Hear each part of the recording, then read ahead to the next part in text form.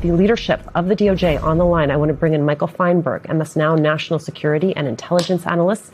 He was also former assistant special agent in charge with the FBI. Andrew Desiderio is senior congressional reporter with Punchbowl News.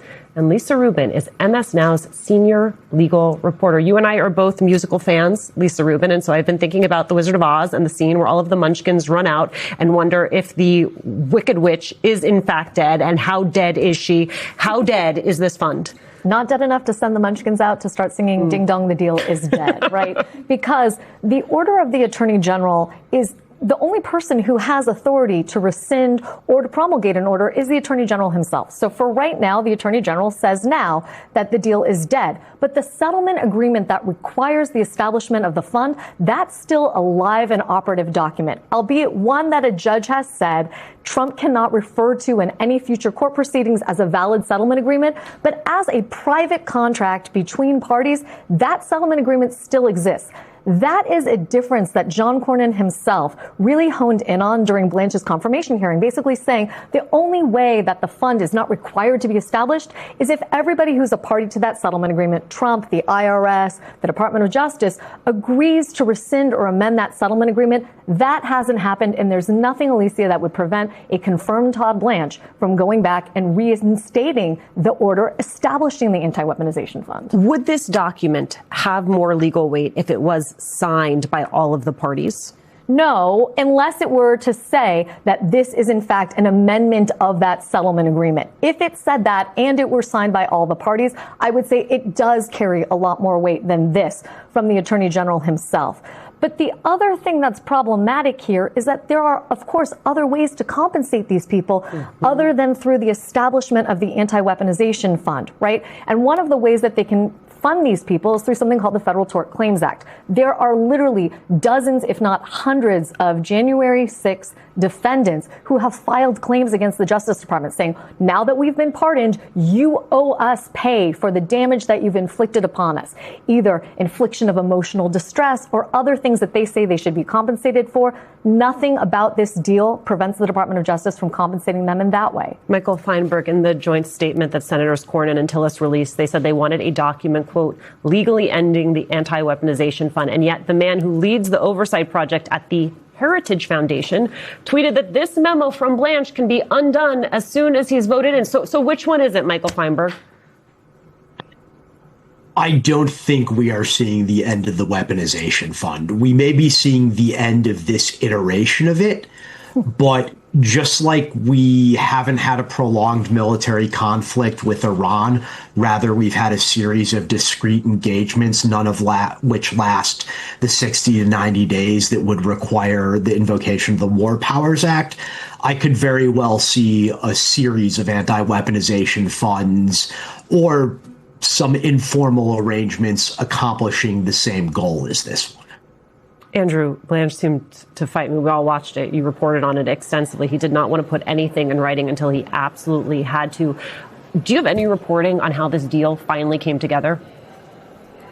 Well, look, Senators Cornyn and Tillis were adamant about this. And in terms of the actual committee vote that's happening tomorrow here in the Senate Judiciary Committee, I think that that has to be distinguished from the confirmation vote on the Senate floor, which can happen, which likely will happen on Saturday, because I don't expect Democrats to yield back any debate time on this.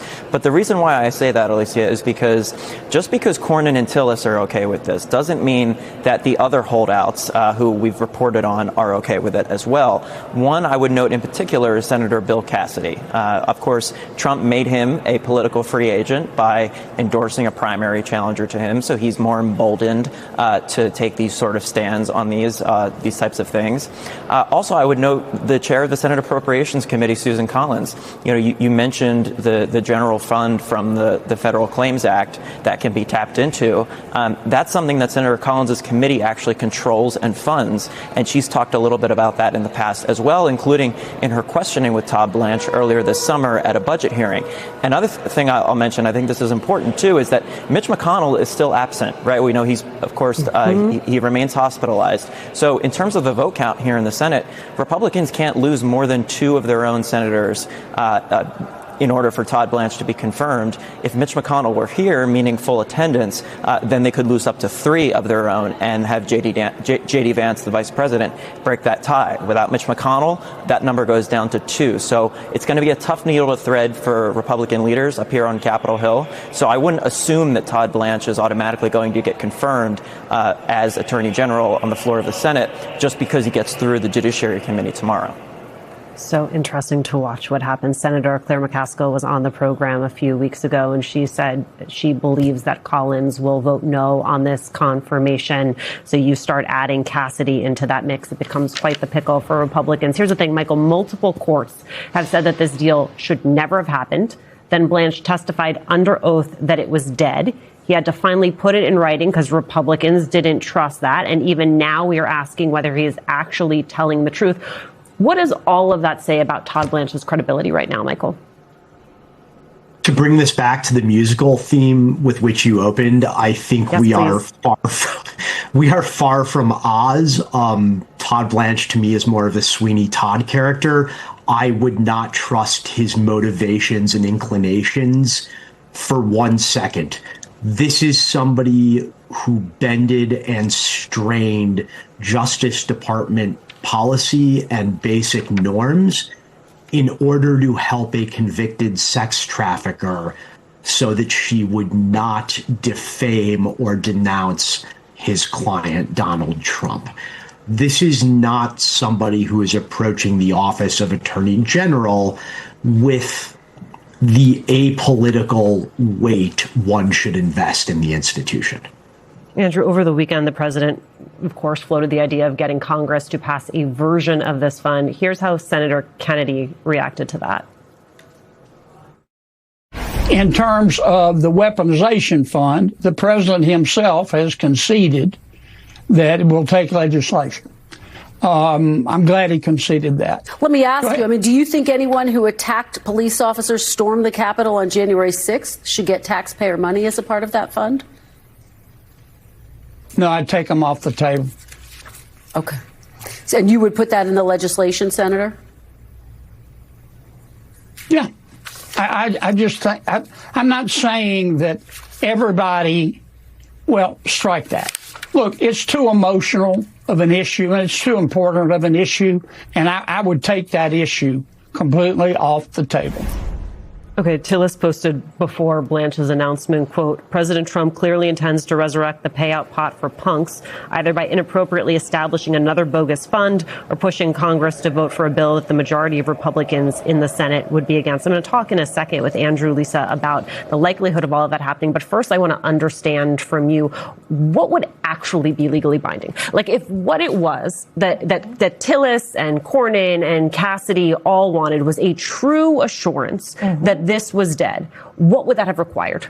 That would have required all of the parties to the settlement agreement to say that as part of the settlement of Trump versus IRS, which is, of course, the predicate for their settlement agreement in the first place, that they would agree that no anti-weaponization fund would ever be established, nor would they tap what's called the judgment fund to pay people who had been victims of lawfare or weaponization as those terms were defined in the settlement agreement. And does legislation get you closer to that promise?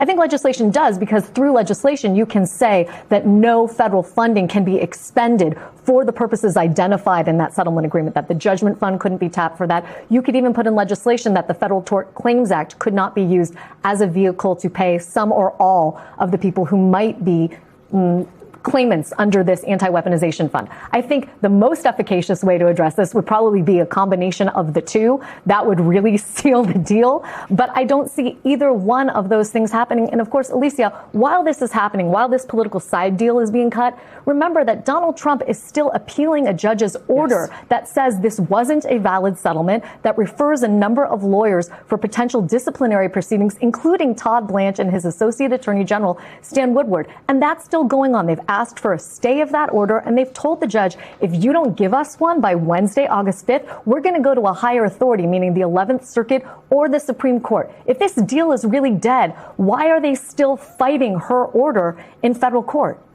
Andrew, is there an appetite on Capitol Hill to legislate around this? Absolutely not. For starters, Republicans don't want to be litigating this issue and talking about this issue for weeks on end.